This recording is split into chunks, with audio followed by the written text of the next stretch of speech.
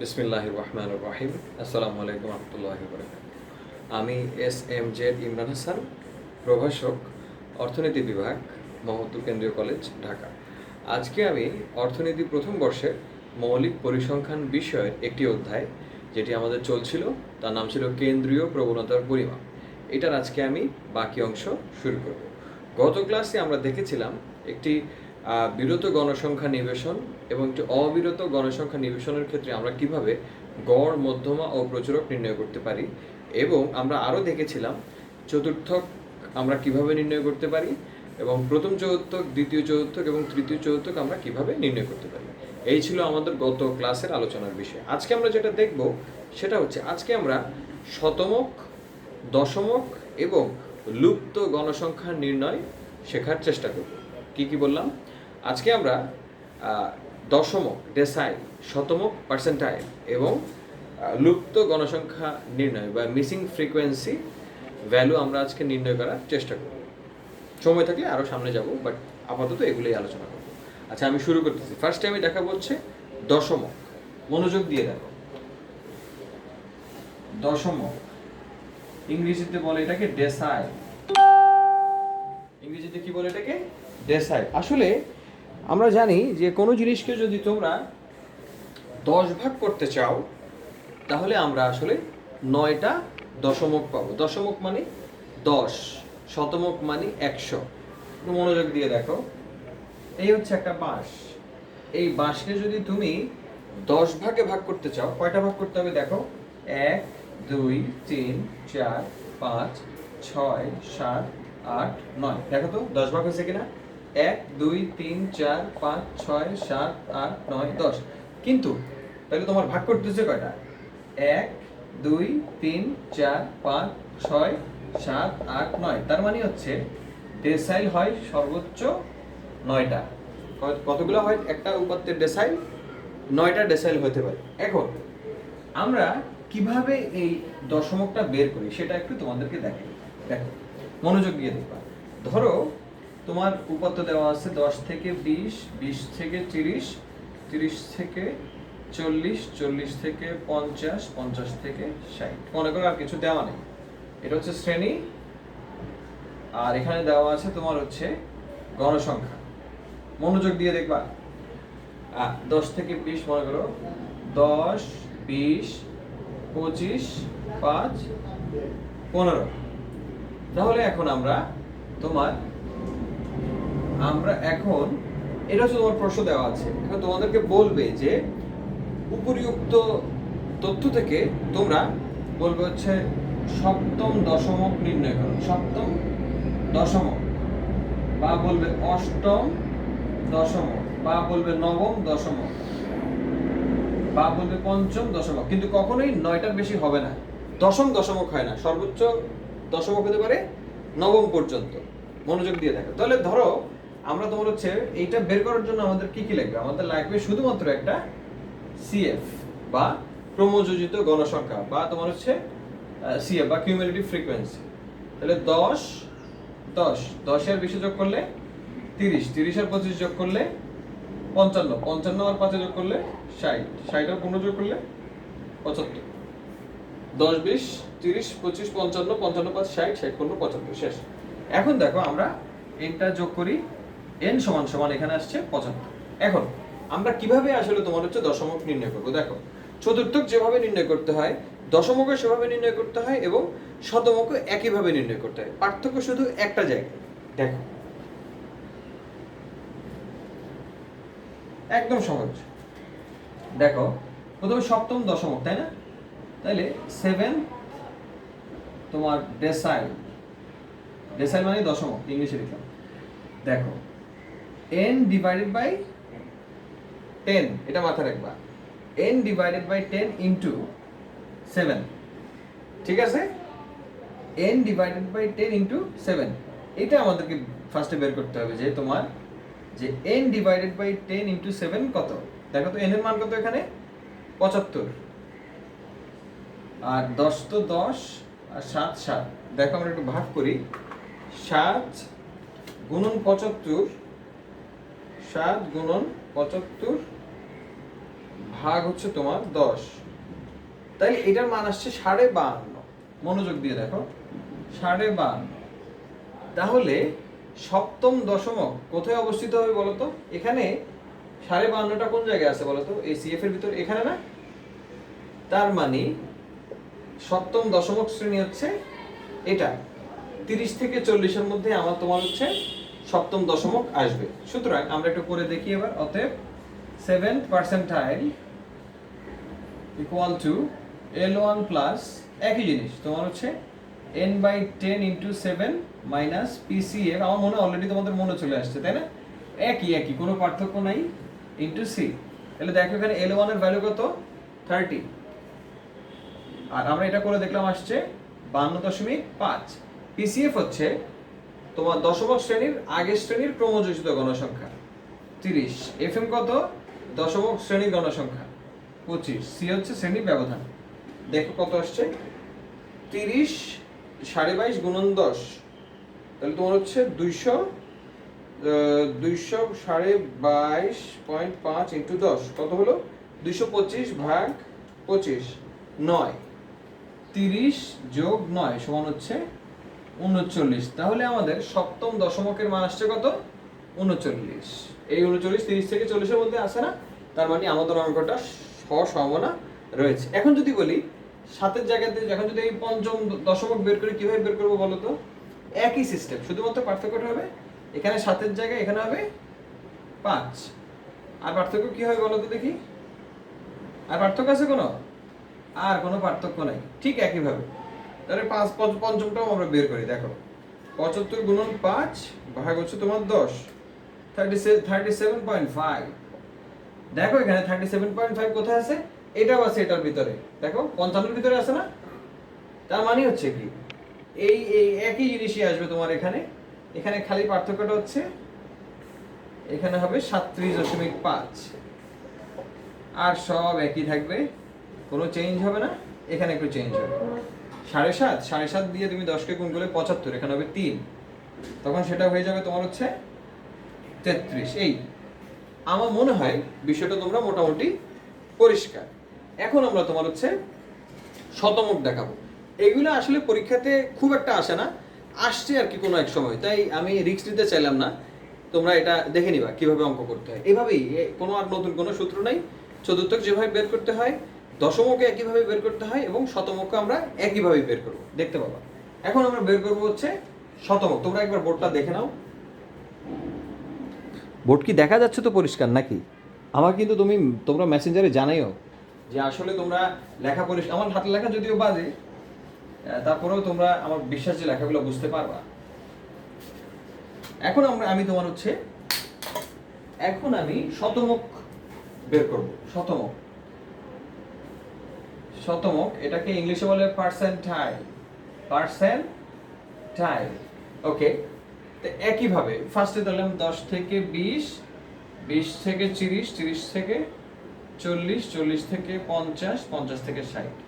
আচ্ছা, তোমরা কি এটা ভুলে গেছো বলো তো? এটা কোন ধরনের নিবেশন? এটা বিরত না অবিরত? এটা এখানে কোনো গ্যাপ আছে উচ্চ শ্রেণী এবং নিম্ন শ্রেণীর মধ্যে? না, তাহলে এটা হচ্ছে অবিরত। যদি এখানে থাকতো 19, এখানে থাকতো 20, তখন আমরা বলতাম হচ্ছে বিরত গণসংখ্যা নিবেশন। এটা কিন্তু খুব ইম্পর্টেন্ট বিষয় যে তোমার যেই নিবেশনটা পরীক্ষাতে আসছে সেটা কি বিরত না অবিরত, এটা তোমার ফার্স্টে কিন্তু বুঝতে হবে।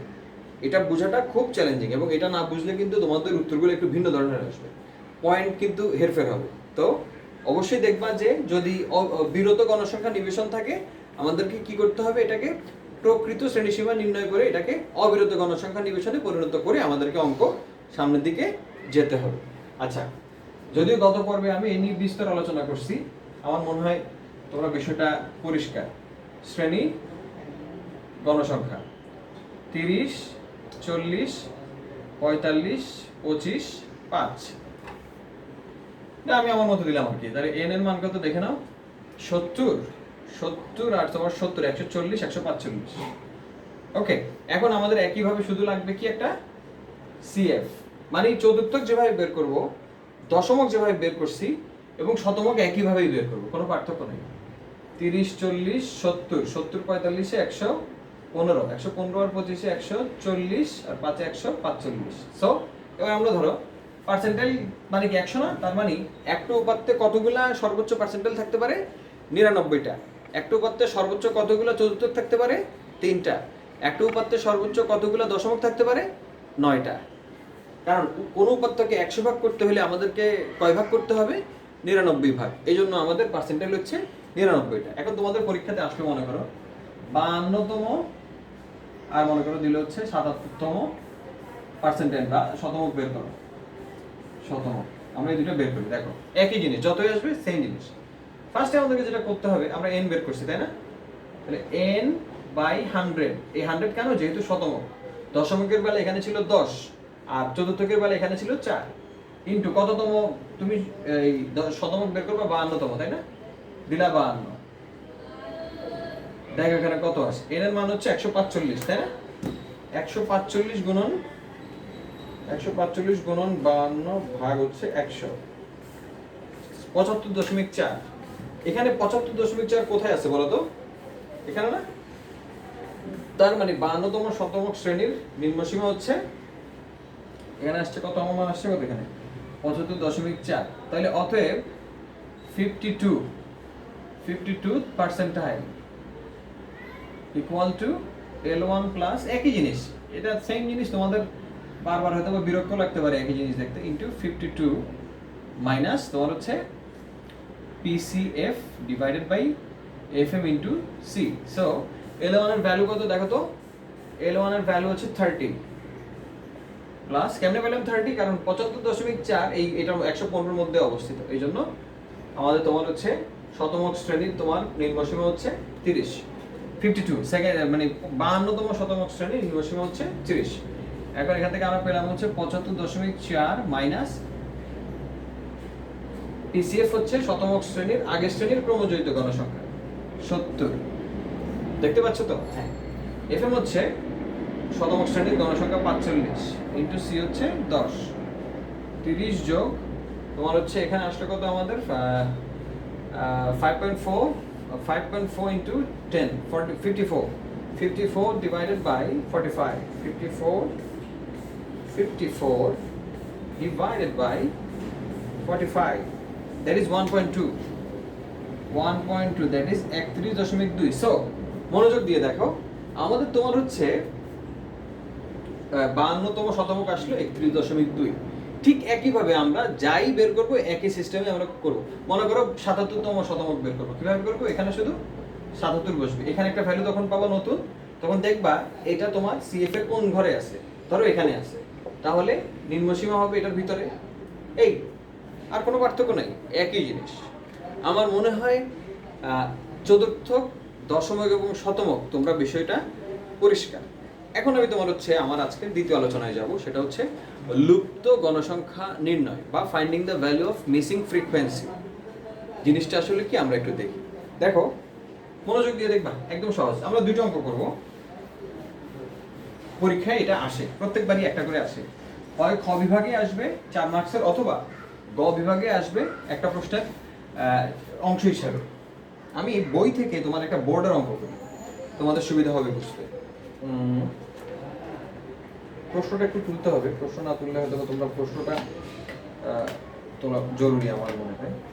প্রশ্নটা আমি তুলব। আচ্ছা, আমি যেটা করবো এখন, এটা তোমার হচ্ছে জাতীয় বিশ্ববিদ্যালয়ে 2015 সালে এবং 17 সালে আসছে, বুঝছো? দেখো শ্রেণী গণসংখ্যা, হ্যাঁ, 10 থেকে 20, 20 থেকে 30, 30 থেকে 40, 40 থেকে 50, 50 থেকে 60, 60 থেকে 70, 70 থেকে 80। গণসংখ্যা হচ্ছে 6, 30, F3, 65, F5, 30, 18। মনোযোগ দিয়ে দেখো, তোমার এখানে এটা হচ্ছে ক্লাস, একটু ঘর করে দিয়ে সুন্দর। তোমরা আমার হাতে লেখা বুঝবো তো ইনশাল্লাহ? হ্যাঁ, বুঝতে পারবো। আমি যেহেতু টুকটাক বুঝতে পারতেছি। 10 থেকে 20, 20 থেকে 30, 30 থেকে 40, 40 থেকে 50, 50 থেকে 60, 60 থেকে 70, 70 থেকে 80। আর এখানে লিখছি 6, 30, F3, 65, F5, 30, 18। এখন প্রশ্ন হচ্ছে কি, দেখো দেওয়া আছে, এটা হচ্ছে তোমার আসছে 15 সালে, 17 সালে জাতীয় বিশ্ববিদ্যালয়, ঠিক আছে? এরকম একটা পরীক্ষাতে আসে। এখন প্রশ্ন হচ্ছে তোমার, প্রশ্ন দিছে নিবেশনের মোট গণসংখ্যা 230 এবং মধ্যমা হচ্ছে তোমার কত? মধ্যমা হচ্ছে 46, আর হচ্ছে কি, এবং প্রশ্ন হচ্ছে F3 ও F5 এর মান বের করো। এই হচ্ছে তোমার লুপ্ত গণসংখ্যা নির্ণয়ের একটা অঙ্ক। 15 সালে আসছে, 17 সালে আসছে। এখন একদম সহজ, আমাদের এখানে তথ্য দেওয়া আছে, দেখো মোট গণসংখ্যা দেওয়া আছে 230, মধ্যমা 46, তাই না? আচ্ছা, প্রথমে আমরা একটা কাজ করি। প্রথমে আমরা জানি যে আসলে মধ্যমা নির্ণয় করতে গেলে আমাদের আসলে কি লাগে, তোমরা সবাই মোটামুটি জানো, বাকি একটা CF লাগে। তো আমি করি C class frequency F. CF হচ্ছে তোমার ক্রমযোজিত গণসংখ্যা। তাহলে আমি একবার লিখি 10 থেকে 20, 20 থেকে 30, 30 থেকে 40, 40 থেকে 50, 50 থেকে 60, 60 থেকে 70, 70 থেকে 80। সো F দেখো 6, 30, F3 65, F5 30, 18। তাহলে CF আমরা কিভাবে করি? যোগ করে করে বের করি।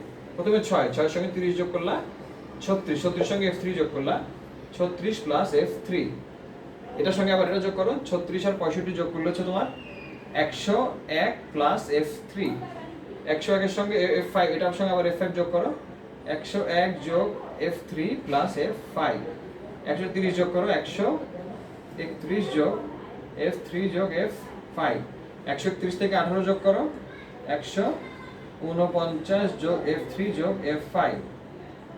এই দেখো তো আমাদের যোগগুলো তো এমনই হচ্ছে, তাই না? ঠিক আছে। এখন তোমার হচ্ছে এখানে একটা মজা আছে। মজাটা হচ্ছে এই, আমাদের কিন্তু এখানে তথ্য দেওয়া আছে, বেশ মজার মজার তথ্য। প্রথম তথ্য হচ্ছে মোট গণসংখ্যা কিন্তু দেওয়া আছে হচ্ছে 230। তার মানে এখানে এই যে n এর যে মান, আমরা n এর মান পাইছি কত দেখো তো, এখানে 149 যোগ F3 যোগ হচ্ছে তোমার F5, তাই না? এখানে মজা আছে।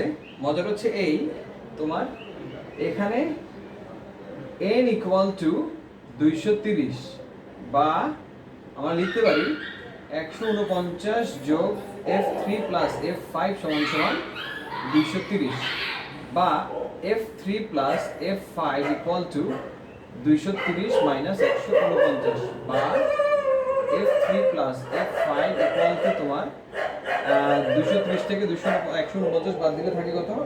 81 মনে হচ্ছে, তাই না? 81, হ্যাঁ। ওকে, কি করলাম? এতটুকু, যতটুকু করছি এতটুকু বোঝো। প্রথমে আমি করলাম কি, ক্লাসগুলো লিখলাম, ফ্রিকোয়েন্সিগুলো লিখলাম, এরপরে আমি কিউমুলেটিভ ফ্রিকোয়েন্সি বা ক্রমযোজিত গণসংখ্যা বের করলাম। এখন মনোযোগ দিয়ে দেখো যে যখন আমি তোমার হচ্ছে বের করলাম, তখন আমি লাস্টে পাইলাম হচ্ছে n এর মান 149 যোগ F3 প্লাস F5 যোগ করছি। ঠিক একইভাবে আমরা দেখলাম এখানে আমাদের ক্রমযোজিত গণসংখ্যার লাস্টের যে এটা আসছে একই জিনিস। তো ঠিক আছে এটা। এখন আমরা দেওয়া আছে গণসংখ্যা হচ্ছে n হচ্ছে 230, তার মানে কি পুরোটা যোগফল 230, তার মানে এটা সমান সমান 230। তার মানে এখান থেকে আমরা F3 এবং F5 যোগফল 81 পাইলাম। তার মানে হচ্ছে F3 এবং F5 এর যোগফল হচ্ছে 81। তার মানে আমাদের F3 এর মান এবং F5 এর মান যোগ করলে শেষ পর্যন্ত 81 আসতে হবে। ওকে, এখন আমরা তোমার হচ্ছে দ্বিতীয় স্টেপে যাব। এখানে আরেকটা তথ্য দেওয়া আছে, মধ্যমা হচ্ছে 46, মধ্যমা কত? 46। এখন আমরা কি করব দেখো, বোর্ড ক্লিন দেখতে পাচ্ছ তো নাকি? হ্যাঁ, বোর্ড মোটামুটি পরিষ্কার দেখা যাচ্ছে। আচ্ছা, আমি তাহলে এবার লিখি, দেখো একবার দেখে না ওটা। ওকে, এখন আমি যেটা করব, তোমার এখানে মধ্যমা বা মিডিয়ান সমান সমান দেওয়া আছে হচ্ছে 46, বা মিডিয়ানের সূত্র আমরা জানি L1 plus n/2 minus PCF divided by FM into C equal to 46 বা L1 প্লাস n/2, এখানে n/2 এর মান কত বলো দেখি, এখানে n/2 এর মান হচ্ছে তোমার 115, মানে n এর মান 230 তো দেওয়া আছে। PCF হচ্ছে কি বলো তো, মধ্যমা শ্রেণীর আগের শ্রেণীর ক্রমযোজিত গণসংখ্যা। এখানে দেখো মধ্যমা 46 না, 46 এখানে কোন জায়গায় আছে মনোযোগ দিয়ে দেখো তো, এই ক্লাসের কোথায় 46 আছে বলো, কোন জায়গায় 46? 40 থেকে 50 এর মধ্যে 46 আছে না, তাই তো? 40 থেকে 50 এর মধ্যে 46 আছে, তার মানে হচ্ছে মধ্যমা শ্রেণীর নিম্ন সীমা হবে এটার ভিতরে। সো তাহলে তোমার হচ্ছে দাঁড়া একটু মুছি আগে, বা 40 যোগ তোমার হচ্ছে 115 মাইনাস PCF, এটা যদি তোমার মধ্যমা শ্রেণী হয় তাহলে এটার আগের শ্রেণীর ক্রমযোজিত গণসংখ্যা 36 plus F3 minus 36 minus F3, আর নিচে FM, FM হচ্ছে 65 ইজ ইকুয়াল টু 46, বা তোমার হচ্ছে এখান থেকে আসলে কত 65, 115 থেকে 36 বাদ দিলে হচ্ছে কত হয়, 115 minus 36 equal to 79, 79 minus F3 equal to তোমার হচ্ছে 6 না ভাঙা লাগি 46 মাইনাস 40, বা 79 minus F3 divided by 65 equal to 6। এখন বজ্র গুণন করব বা আর গুণন বলে এটাকে, 65 গুণন 6 কত হয় 390, বা 79 মাইনাস F3 সমান সমান 390, বা 79 ভুল করলাম নাকি কোনো জায়গাতে দেখো তো একটু, যোগ বিয়োগ কত ভুল হয়েছে, 46 থেকে 40 বাদ দিলাম 6 পেলাম, 6 65 তোমার হচ্ছে 390, তো ঠিকই তো আছে মনে হচ্ছে আমার, ভুল করলাম কোথাও, ওহো আমি তো এখানে একটা ভুল করছি, সি দিয়ে তো সি এর তো কাজ করলাম না, সি এর কাজটা করতে হবে, হ্যাঁ হ্যাঁ বলেছি, সি এর কাজটা করি নি, সি দেখছো সি এর ভ্যালু লিখি নেই, সি এর ভ্যালু তো লিখতে হবে। ওকে এটা 6 আসছে, 46 মাইনাস 40 ইকুয়াল টু তোমার হচ্ছে 6, এটা ঠিক আছে, এখানে হচ্ছে 10। ওকে তাইলে দেখো আমরা একটা কাজ করি এখন, 10 যেহেতু উপরে আছে আমরা একটা কাজ করি, 2 13 5 দিয়ে ভাগ করছি, তাহলে কি থাকে 79 গুণন 2 158 মাইনাস 2F3 ডিভাইডেড বাই 13 সমান সমান 6, বা তোমার হচ্ছে 6 13 78 সমান সমান 158 মাইনাস 2F3, বা তোমার হচ্ছে 2F3 সমান সমান 158 মাইনাস 78, বা 2F3 সমান সমান তোমার হচ্ছে 080, অর্থাৎ F3 সমান সমান 40 বা 40। তাহলে দেখো আমরা F3 এর মান পেয়ে গেছি না, তাহলে আমাদের এবার কি দরকার, F5 কি করছি এখানে একবার দেখো, দেওয়া আছে মধ্যমা 46, আমি দেখলাম যে 46টা এখানে ক্লাসের মধ্যে কোথায় আছে 46 দেখো তো, 40 থেকে 50 এর মধ্যে না 46 আছে, তাই তো?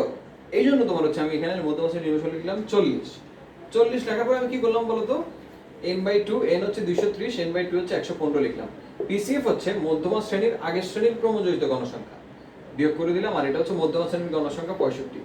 তারপর যেভাবে আছে কাটাকাটি করে আমরা দেখলাম আমাদের আসছে F3 এর মান হচ্ছে 40। এখন যেটা করব সেটা হচ্ছে তোমার F3 এর মান আমরা প্রথমে একটা সমীকরণ ছিল মনে আছে কিনা তোমাদের, F3 প্লাস F5 সমান আমরা পাইছিলাম হচ্ছে 81, তাহলে F5 এর মান কত বলো তো, 81 মাইনাস এই যে F3 এর মান বসাও 40 সমান 41, তার মানে F3 সমান হচ্ছে 40, F5 হচ্ছে সমান 41, শেষ অ্যান্সার। একেবারে সহজ, আমার মনে হয় তোমরা বিষয়টা একদম পরিষ্কার, দেখে নাও তারপরেও একবারে বোর্ডটা, এখানে আসলে তেমন কিছুই করা হয় নাই, মানে তোমাদের কঠিন লাগার আসলে কোনো বিষয় নেই এখানে, কারণ একেবারে পরিষ্কারভাবে বিষয়গুলা উপস্থাপন করা হয়েছে আমার মনে হয়। তোমরা বুঝতেছো তো নাকি, দেখতে পাচ্ছ বোর্ড ঠিক মতো?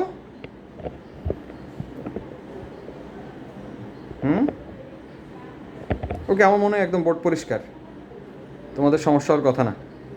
ঠিক আছে, ওকে। এখন আমি যেটা করব সেটা হচ্ছে তোমার আরেকটা অঙ্ক করব একই ধরনের। ঠিক আছে, পরীক্ষাতে এই ধরনের অঙ্ক একটা আসে। আচ্ছা, এখন আমরা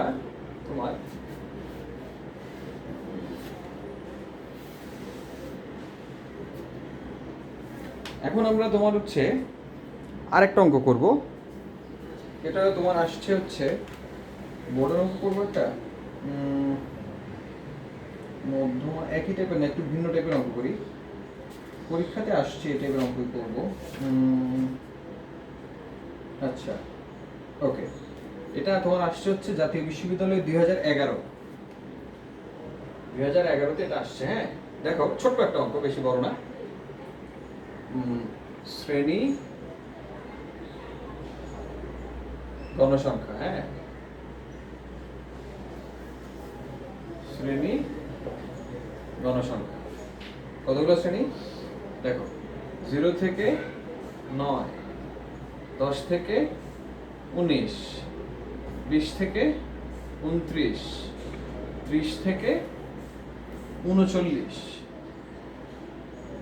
40 থেকে 49, 50 থেকে 59। এখন গণসংখ্যার দিকে খেয়াল করো। গণসংখ্যা হচ্ছে তোমার 5, F2, 3, 4, 11, 15। এই হচ্ছে প্রশ্ন। এখন তোমাদের দেওয়া আছে হচ্ছে n, হচ্ছে তোমার দেওয়া আছে কত n এর মান দেওয়া নেই এখানে। এখানে শুধু দেওয়া আছে হচ্ছে গাণিতিক গড়, হচ্ছে এখানে গাণিতিক গড় x বার হচ্ছে তোমার কত 36.5। এবার তোমাদেরকে বলছে F2 এর মান বের করো, তাই না? একদম সহজ, কোনো কঠিন কিছুই না। দেখো আমরা কিভাবে করি। আচ্ছা, প্রথমে যেটা করতে হবে, যেহেতু গাণিতিক গড়, আমরা জানি যে গাণিতিক গড়ের সূত্র তোমরা মোটামুটি সবাই জানো। তারপরে আমি একবার করব। তাহলে এটা c, এটা কি, আচ্ছা বলো দেখি, এটা কি তোমার বিরত গণসংখ্যা নিবেশন না অবিরত গণসংখ্যা নিবেশন? বলো তো দেখি তোমরা, এটা কি বিরত না অবিরত? তোমরা কি দেখতে পাচ্ছ না? দাঁড়াও দেখি, একটু মনে দেখতে কষ্ট হচ্ছে, এখন মনে হয় পরিষ্কার। ওকে, আচ্ছা বলো তো তোমরা, এটা কি বিরত না অবিরত? এটা হচ্ছে একটা বিরত গণসংখ্যা নিবেশন। আমরা কিভাবে বুঝলাম এটা বিরত গণসংখ্যা নিবেশন? দেখো, 0 থেকে 9, তারপর 10 থেকে 19, তারপর 20 থেকে 29, প্রত্যেকবারই একটা শ্রেণীর উচ্চসীমার সঙ্গে আরেকটা শ্রেণীর নিম্নসীমার 1 করে ব্যবধান আছে। এই জন্য তোমার হচ্ছে এটা তোমার বিরত গণসংখ্যা নিবেশন। তো আমাকে যেটা প্রথমে করতে হবে, আমি এই বিরত গণসংখ্যা নিবেশনকে অবিরত গণসংখ্যা নিবেশন করে আমি অঙ্ক শুরু করব। মনোযোগ দিয়ে বোর্ড দেখো। সি দেওয়া আছে তোমার 0 থেকে 9, 10 থেকে 19, 20 থেকে 29, 30 থেকে 39, 40 থেকে 49, 50 থেকে 59, মানে 0 থেকে 59 পর্যন্ত আমার দেওয়া আছে জিনিসপত্রগুলা। এখন সি হচ্ছে এটা। এখন সি এর পরে কি এফ? এফ কত? 5, F2, 3, 4, 11, 15 এফ। এবার হচ্ছে তোমার আমরা যেহেতু গাণিতিক গড় বের করবো, সুতরাং আমাদের লাগবে হচ্ছে একটা এক্স। এক্স এর আগে আমি যেটা করব সেটা হচ্ছে আমি একটা তোমার, আচ্ছা যেহেতু এখানে শুধু আমরা গাণিতিক গড় বের করব, তাহলে আমাদের আর প্রকৃত শ্রেণী সীমা বের করার দরকার নেই। যদি মধ্যমা, এখানে যদি গাণিতিক গড়ের জায়গায় যদি মধ্যমা দেওয়া থাকতো, তাহলে আমি তোমার হচ্ছে প্রকৃত শ্রেণী সীমা বের করতাম। এখন প্রশ্ন হচ্ছে, আমি বলতেছি যে তোমার যেহেতু এটা তোমার বিরত গণসংখ্যা নিবেশন, নর্মালি তোমরা যখন অঙ্ক করবে তখন চেষ্টা করবে হচ্ছে, আচ্ছা আমি করি, এখন আমি রিয়েল ক্লাসটা বের করি। রিয়েল ক্লাস, নিম্নসীমা থেকে 0.5 বাদ, -0.5, উচ্চসীমার সঙ্গে 0.5 যোগ 9.5, 9.5 to 19.5, 19.5 to 29.5, 29.5 to 39.5, 39.5 to 49.5, 49.5 to 59.5। এই হচ্ছে রিয়েল ক্লাস। এবার আমরা এক্স বাই করি। দেখ এক্স হচ্ছে কি শ্রেণীর মধ্যবিন্দু, তার মানে এই দুটো যোগ করো, যোগ করলে দেখবা আসে কত 9। 9কে তুমি যদি 2 দিয়ে ভাগ করো 4.5, মানে হচ্ছে 4.5, তারপর হচ্ছে 14.5। দেখি আরেকবার আমরা 19 আর 9, 10 আর 19 যোগ করলে 29, 14.5, 24.5, 34.5, 44.5, 54। এই হচ্ছে আমাদের এক্স। এবার হচ্ছে এফ ইন্টু এক্স। আমরা এবার ক্যালকুলেটর দিয়ে করি। 5 গুণন 4.5, 22.5। তারপর হচ্ছে তোমার F2 গুণন 14.5, তার মানে 14.5 F2। এরপরে 3 গুণন 24.5, 73.5। 4 গুণন 34.5, 138। 11 গুণন 44.5, 489.5।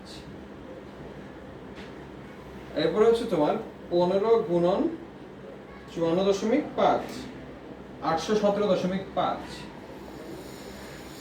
ওকে, আমরা মোটামুটি আমাদের অঙ্ক শেষ। এবার আমরা সামেশন এফেক্টটা যোগ করি। সামেশন এফেক্ট কত আসছে দেখো, সবগুলো যোগ করলে আমরা পাবো 22.5 যোগ 14.5, এটা তো যোগ করা যাবে না, প্লাস হচ্ছে তোমার 73.5 যোগ 138 যোগ 489.5 যোগ 817.5, 1541। 1541 যোগ 14.5 F2। এখন আমাদের মোটামুটি আমরা যোগটা করলাম, যোগফল আমাদের কি আসলো তাহলে তোমার এখানে আমাদের সামেশন এফেক্টস আসছে হচ্ছে তোমার 1541 যোগ 14.5 F2। ওকে, এবার n এর মান আমরা এখানে দেখি। n এর মান আসবে কত, সবগুলো যোগ করো। 5 3 8 4 12 12 11 23 23 15 28। আর এবার দেখি 5 3 8 8 4 12 12 11 23 23 15 38 38 যোগ F2। এই হচ্ছে আমাদের তোমার n। তো আমরা জানি যে x বার সমান সমান summation fx divided by n। Summation fx এর মান কত দেখো, 1541 যোগ 14.5 F2, আর n এর মান হচ্ছে তোমার 38 প্লাস F2। তো এটা হচ্ছে মান। তো এটা দেওয়া আছে কি বলতো, দেওয়া আছে হচ্ছে এটা সমান সমান হচ্ছে কত, 36.5। তো এখানে আমরা বছর গুণন করে ফেলি সরাসরি। দেখো তো আর কোনো ঝামেলা নেই। 38 গুণন 36.5 সমান সমান হচ্ছে 1300, এটাই পাশে লিখবো তাহলে সুবিধা হবে। 1541 যোগ 14.5 F2 সমান সমান তোমার 1387 যোগ 36.5 F2। এই যোগ বিয়োগ করো, কাটাকাটি করো, দেখবা কি আসে। বা তোমার হচ্ছে 14.5 F2, না এটার একটা কাজ করি, এটার এই পাশে রাখি, এটার এই পাশে নেই। বা 1541 মাইনাস 1387 সমান সমান 36.5 F2 মাইনাস 14.5 F2। তার মানে হচ্ছে এখানে বিয়োগ করো 1387, এখানে হচ্ছে 1541, কত আসে 154। 154 সমান সমান হচ্ছে তোমার 36.5 মাইনাস 14.5, 22 F2। F2 হচ্ছে তো ভাগ করো, 154 ভাগ হচ্ছে 22, কত আসে 154 ভাগ 22, 7। তার মানে আমাদের তোমার F2, অতএব F2 হচ্ছে 7। এই হচ্ছে আমাদের তোমার মিসিং ফ্রিকোয়েন্সির অঙ্ক। এগুলো পরীক্ষাতে একটা আসে বা আসার সম্ভাবনা থাকে এবং আসে। এই অঙ্কটা ইম্পর্টেন্ট আছে পরীক্ষার জন্য। তো আজকে আর আমি সামনে না যাই, তোমরা মোটামুটি বোর্ডটা একবার পরিষ্কারভাবে দেখে নাও।